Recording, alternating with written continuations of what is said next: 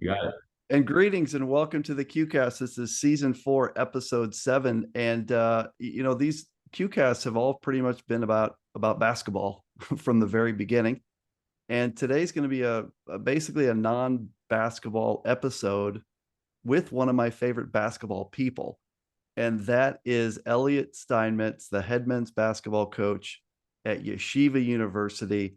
Thought we would bring Elliot on to talk about everything going on in Israel and the world, and he has great perspective on all of this. So first of all, Elliot, it's great to see you. I know it's a fun time of year, and you and your team are starting to get rolling and everything. How are you doing? I'm doing all right, thank you, and I appreciate you doing this. It's definitely an interesting time in life. Yeah, and I thought about you a lot that Saturday. So this all broke out on a Saturday, I believe, and you were in Israel. And I remember, I don't know, a few days before, you posted this awesome pic of you and Ofek, and you had been there for seems like a little while. You were visiting family and friends. And first, let's start with that. Is you were in Israel when all this broke out, correct? Just a normal planned trip to see family and friends. Is that correct? Yeah, I mean, I have a lot of friends who live there, friends from growing up who have moved there over the years. I have some family as well, and my son is actually my middle one is there for the year in a gap year. He's in school there, so he's spending the year there. So first, just a general question. I've always wondered this because I've never traveled to Israel, and I always wonder, um, with all the uncertainty in the region and just everything that's constantly going on, when you travel to Israel normally, and I know you do that fairly regularly, do you feel do you feel safe? Do you worry? Are you always worried about something bad happening? Or I just maybe that's a dumb question, but what is that No, like when you travel there? it's not a dumb question. You get it a lot. Um, have you been on the subway in New York City? I have. That's an unsettling feeling. Being in Israel is not. It's an interesting thing. A lot of people when they go for the first time, and actually my daughter when she went for the first time last year, we took her. Um, she said she kind of had this vision in her head that you get off the plane and you immediately start running away from terrorists and bombs, and just kind of hope you get to the hotel or the apartment or wherever you're staying.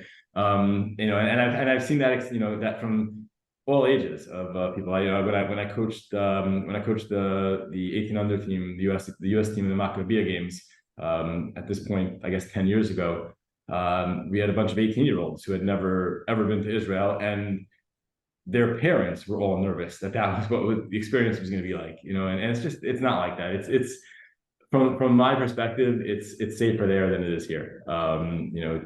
Especially as a Jew. But just generally, there's no, on a normal day, there's no sense of anxiety or anything like that. You walk around pretty safe. It happens to be that when there's some sort of attack there, it's obviously always going to be news in the Middle East, and Right. it's always something that's bigger than somebody getting beat up or stabbed, God forbid, on the subway. So you don't necessarily hear about all the things that happen in New York or Chicago or Detroit or any of the states around the United States. And in Israel, kind of whenever anything happens, it's lack of a better term, blown up in the news. So let's talk then about that Saturday when the Hamas attack occurred. What time was that Israel time when all of that started? It started 6:30 in the morning in Israel. I didn't have any idea of anything going on until probably closer to 8:30.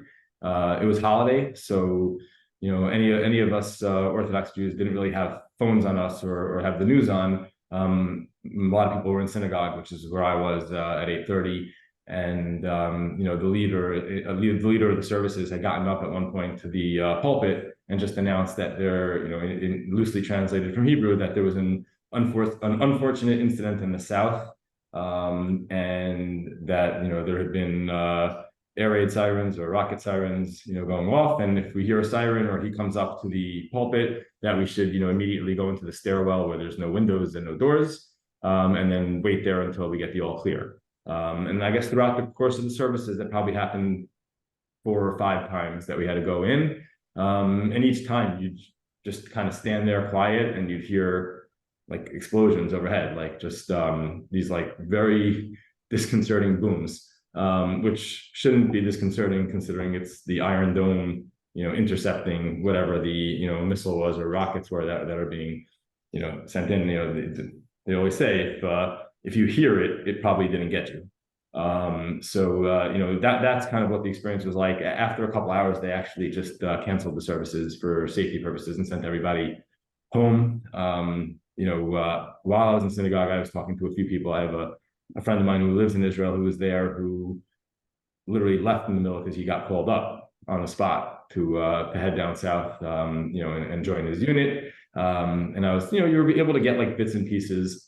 It started off, the news we were getting that was 1 or 2 soldiers had been kidnapped, and then a couple of people had been killed, which obviously was terrible in its own right. But at the time, it was nothing like it ended up being in terms of what was coming out news-wise.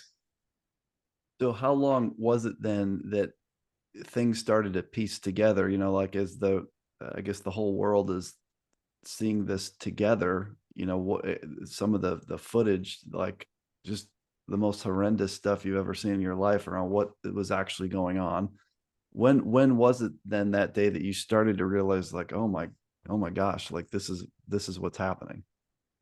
A few hours later, I was actually I went up to the roof of the apartment building where we were staying with my daughter, and we were kind of watching the missile trails and the parachute clouds that come from the intercept. Obviously after we would come out of the the stairwell from during the siren, we would go upstairs and you'd be able to actually see it in the sky. And an Israeli who lives in the building had come upstairs and he had his phone with him and was looking at the news. So I was talking to him a little bit in Hebrew, and it became apparent that it was different because he kept saying Zelo ragil, zelo normali, zelo ragil, which basically means this is not normal, this is not usual, this is not, there's a certain like sense of I don't want to say like comfort, but Israelis live with this year in, year out, day in, day out, the threat of some sort of a terrorist attack. They've over the years very often, other than going back almost to the Yom Kippur War in 1973, it's a one-off. It's and it's not any more or less terrible than anything that happened, but they're sort of used to it. Right. And there's just resolve and like they shake their head and they're upset and they mourn over it, but it's almost like it's part of life.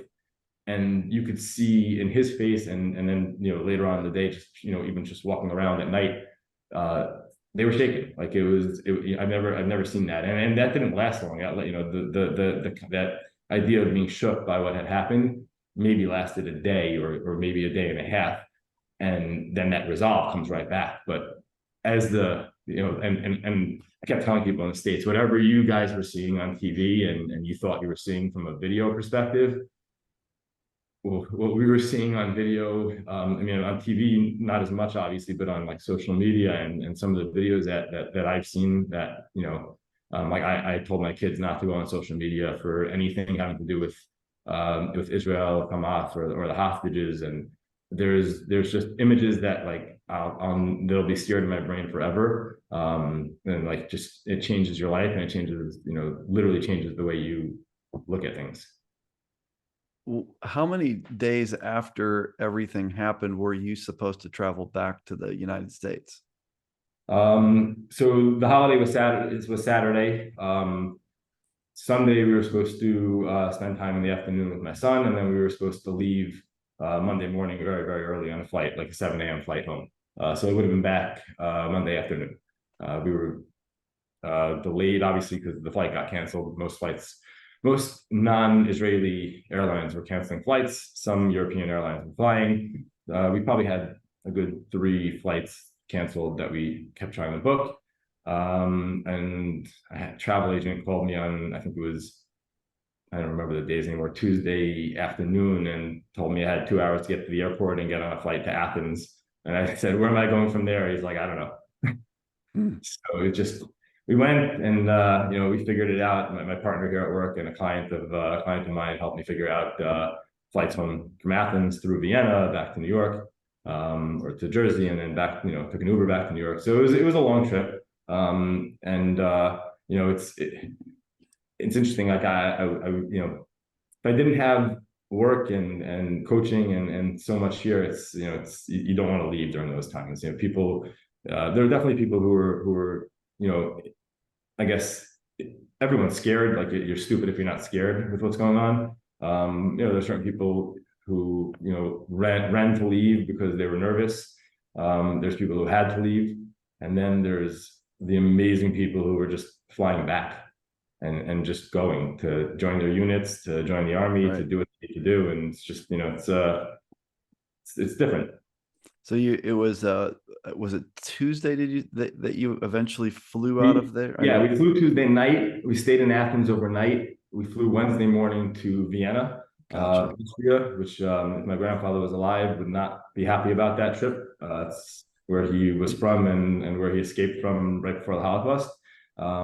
He actually had gone back there at one point later in life, and literally was walking on the street and somebody walked over to him and said something like, I see Hitler didn't finish the job. So he swore he would never go back there. And you're right, flying through there to fly home to Newark on Wednesday afternoon. Well, when you left there, when you flew out of Israel, I read your social media post, and the way I took it was like you were very extremely emotional leaving, and not like, oh my gosh, I'm so thankful that I made it out of this tough situation. I read it more as like, I'm sad that I'm leaving. And is that how you felt when you were heading out of there? Is just like grief and sorrow and all of those things? Yeah, it was a combination of emotions. I mean, like, there's a part of me, the like protective dad part of me that wanted my daughter to not be there, and not have to, you learn so much about your kids in situations that you don't expect. We were sitting in, she didn't cry once. She didn't get like any kind of like, upset. She was scared like anybody else would be scared. And, like I said, you're dumb if you're not. But we'd sit in the stairwell listening to explosions overhead, and she'd kind of look at me like, like that, like smirk on her face, like recognizing that this is not normal and that she's scared, but at the same time, like, sure, realizing that this is what people live with over there constantly. We were in the airport and we were sitting with an Israeli woman from up north, which is where that second front is slowly looking like it's opening up on them. And she had just been evacuated from one of the towns that are on the border with Lebanon. And she didn't have anywhere else to go in Israel. And she has, I think, a relative in upstate New York. So she was flying out. And I turned to my daughter and I said, you want to have some perspective on life. You're leaving here and going home. This woman and her child are leaving home. Like they're actually like having to leave their home. So yeah, there was a lot of different emotions. The strongest one is, I'm always upset when I leave there. It's always an emotional thing for me getting on a plane. And obviously my son, is staying there and is in, in school there for the year. It was a big part of it was not wanting to go and wanting to find, look, I can't shoot a gun, but I could drive a car and deliver goods. You feel like you want to be part of it in some way.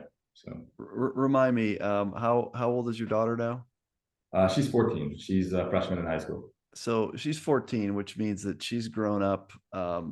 You've had conversations with her for years and years and years about real life stuff and what's going on in the world. I'm just curious from a standpoint of what happened over there while you were there and while she was there. I mean, if you care to share, I'm just wondering like how you not explain, because she's old enough just to see it, right? Is you don't have to explain, but what perspective did you share with her on this awful stuff going on, and what sense anyone can make of it if you're willing to share any of that? Yeah, I mean, I think you nailed it. There's not much because, like you said, she's old enough to kind of experience it and see it and feel the same, adult emotions that I'm feeling when I'm sitting there and seeing the news and what's going on, and you kind of, you want to walk down the block to the supermarket, and yes, we're, an hour and a half or 2 hours north of where the, actual infiltrations and horrors were happening, but you have the sirens, and East Jerusalem's 10-minute walk away, and they're talking about rioting there and what's going on, and you're walking down the street in the supermarket and you're looking behind you, and I never do that there. You never do that, but you're looking behind you. You're just not sure, and you see everybody walking the streets, kind of just like checking who's walking by them, because you just, at that point, it's just the comparison is 9/11, right? In 9/11, I remember, very, very clearly where I was and what was going on, and I was sitting in an office building in Times Square. I was a college intern while I was actually at Yeshiva. I was probably, I think I was a junior in Yeshiva at the time, and you see the first one is just an explosion on the news, the second one, and you're clearly under attack, and then the plane goes down in Pennsylvania and the Pentagon, and we're in Times Square, and we start looking around like maybe we're next. Right. So it's that kind of feeling, and you don't have to explain it to her, because you could see that she felt it. And the only thing you could really offer at that point is, the kind of confidence, to give her the confidence that it's okay to be scared, and also the confidence to know that you're in a country that has, an army that can protect itself. And while they obviously, to a certain extent failed to do so down south, and I imagine that'll be something that'll be, when this conflict or war is done with, will be investigated, I'm sure, very heavily, because who knows how that happens with all the intelligence they have. But it's just being there. It's communicating. It's not like letting her feel like she's experiencing it by herself. So since you've been home now, and now we've gone through a period of time where everyone's trying to process what's going on, and I know that I've seen some of your social media comments, and I can tell that, I don't know if the word frustrated is, I think that is the right word. I think you're looking around you, seeing some of these reactions, right? And college campuses, college leadership that won't stand up and make certain statements. And what's been your take on what's been happening since you've been home, back here? I guess people, it's interesting. There's two categories. There's people who are really, really impressionable and stupid, which probably goes for a lot of the college campuses and the kids who are there and participating in some of these things, because there's videos out there where they get confronted by a professor who is not a terrorist supporter, who's spreading propaganda and has an agenda in mind, in terms of I don't want to use the word brainwashing, but it to a certain level, brainwashing our best and our brightest to think that the concept of woke and being educated on certain issues means is the equivalent of hating a nationality or religion, but it's that that category of stupid and impressionable, and then like dangerous and hateful, and trying to kind of conflate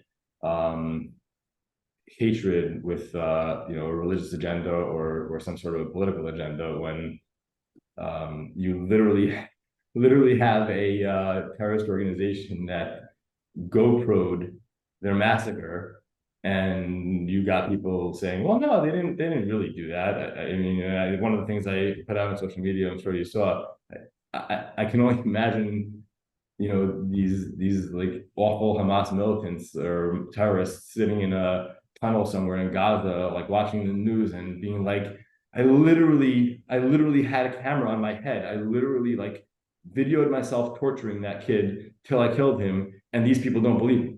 It's almost like the agenda, like the agenda, there's like a wide gap between what's the actual Palestinian and Hamas agenda versus what the agenda of their supporters are, and their supporters don't realize it. Well, I'm just curious. This is political question, and you're not a politician and I'm not a politician, but I'm just curious. I mean, we probably would be better politicians than most politicians, right?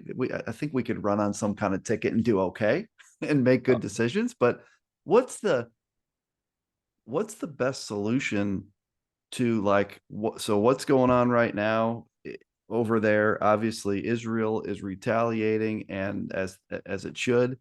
And I'm just curious, what is the end game at this point, and what is the best solution? I'm just curious as your perspective.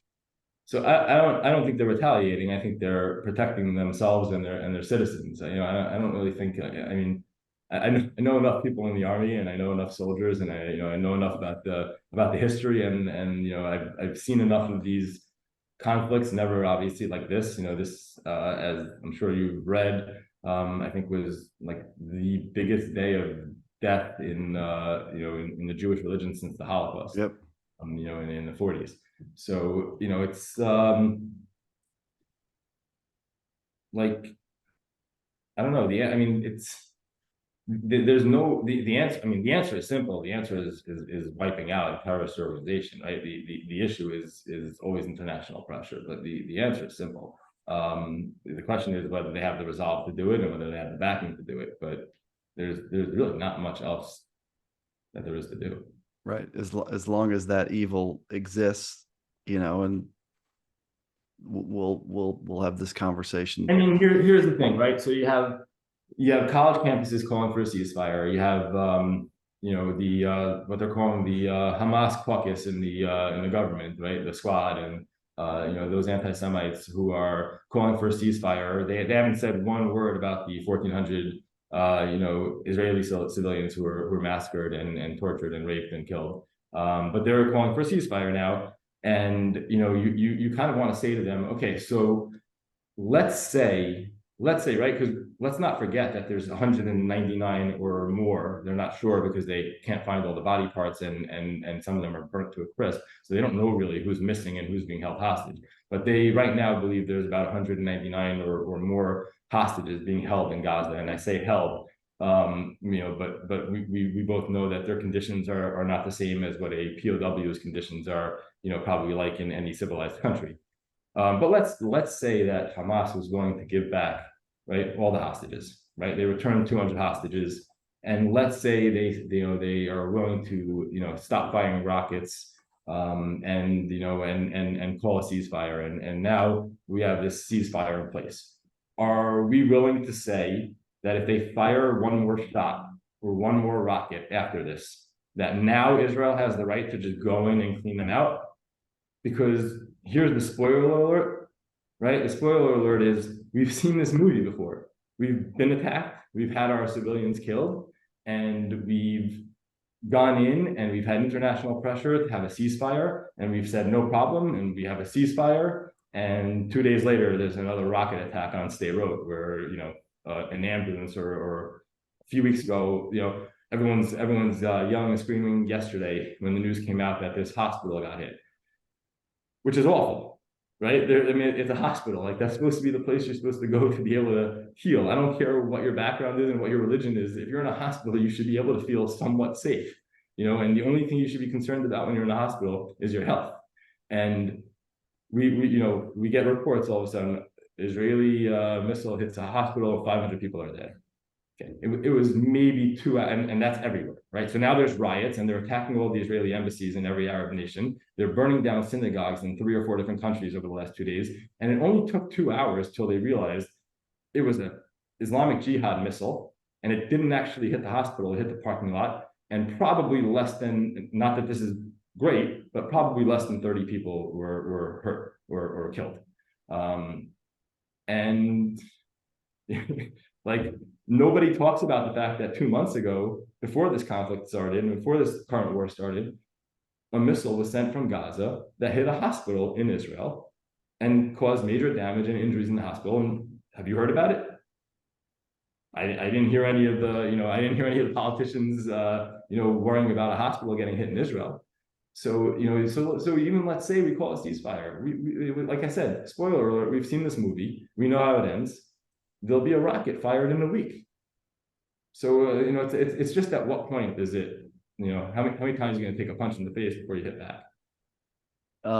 Couple more questions. The first is what your take is on like how people can help. I don't know if that's even the right way to ask the question, but most people are around this are like me, where we don't have ties to Israel, or Gaza for that matter. But we don't want to see war, and we don't want to see terrorism, and we don't want to see people killed. And as we look at the United States and kind of where we are now with all this, Elliot, what would help? What would help make this all a better place and help us all get through this? And I don't even know. That's a really big question, but I know you've thought about it a little bit, and I'm just curious what you think about that. Yeah, no, it's not. I don't think it's too big of a question. I think it's a fair one. I mean, unfortunately, we live in a world of social media where the lies, whatever the saying is, right? Lies travel the world while the truth is still tying its shoes. So I think information is important. I think education is important. I mean, we clearly have a major education crisis on our college campuses. That's no doubt, because you literally see, obviously you see the protests and you see the rallies and you see, and by the way, these rallies and protests, just to be very, very clear, started before Israel dropped a single bomb in Gaza. So those were not people crying for the Palestinian plight and the humanity crisis that is not Israel's problem, frankly, in the Gaza Strip. Those are people who were literally celebrating dead Jews. That's what that was.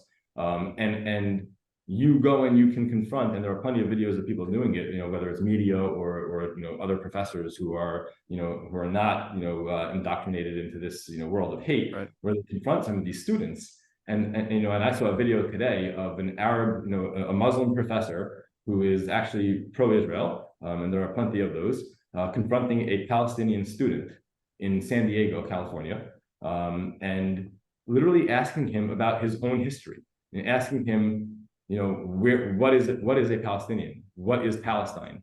And it's unfathomable the lack of information that some of these kids have. Like, this kid had no idea that there was never an Arab state called Palestine. There was no such thing, right? There was a British colony called Palestine where Jews and Arabs both lived, and before that there were probably 100 different societies that kind of ruled over what is currently Israel, dating all the way back obviously to biblical times, and the purchase of the land by like Abraham, whatever all the biblical history is. But the lack of knowledge that he was asking him to define the word Palestine, and and the kid can't do it. So there's clearly an education crisis. I do believe that in the United States, for sure, it is the minority. I think that's very clear from obviously the support that is out there, both politically and socially. It's definitely a minority, but that minority is freaking loud. So like you said, you don't have a tie. It's not like you don't have a tie to the land one way or the other. You don't have a tie to the people one way or the other. And to me, for people in that, and the support I've seen from kind of people in the same seat as you, it's just a recognition of good versus evil. And people don't want to call it that, but that's what it is. I mean, they made that clear. They've made it clear many, many times in the past. They just went above and beyond this time in terms of making sure everybody in the world, knew the difference between good and evil.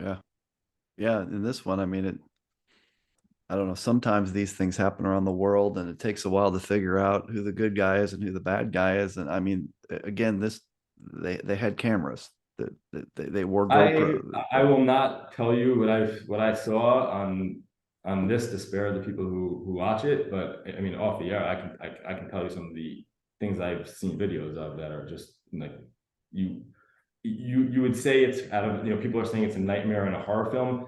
It's so beyond that. Like, a nightmare or a horror film are based on what the human imagination can actually fathom in its worst fear. You can't have even thought of like the depravity and the like just abhorrent nature of some of the things that they, like it was crazy. It's crazy. Just one last kind of question or two is, I think it's cool that ESPN came to campus. I think it was yesterday, to do a piece on. I don't know the slant of it. I assume it's with everything going on. How does that impact student athletes and students at Yeshiva? And I'm looking forward to watching that. First, I'll just ask you: do you know when that airs? Or do you know?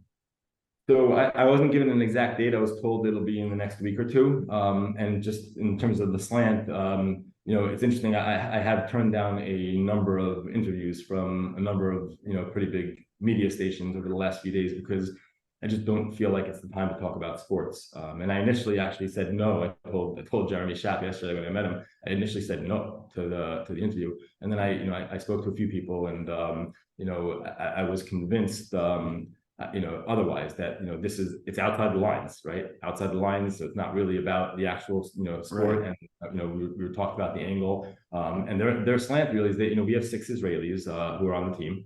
A few of whom have served in the army in Israel. Right. All of them have family living there. And that is really the angle they wanted. That's what they wanted to talk through. They wanted to hear how they're coping and, how things are going. And, ultimately felt it was probably, my moral compass. I spoke to my partner in my law firm who somehow managed to steer me in the right direction here in terms of the potential for positivity coming out of the piece, as opposed to my feeling of sports being irrelevant right now. Right. And having sat through it and having spent 30 minutes in an interview, I'm glad we did it. So I'm told it'll come out in the next couple of weeks. So encourage everyone to watch that on ESPN when that comes out.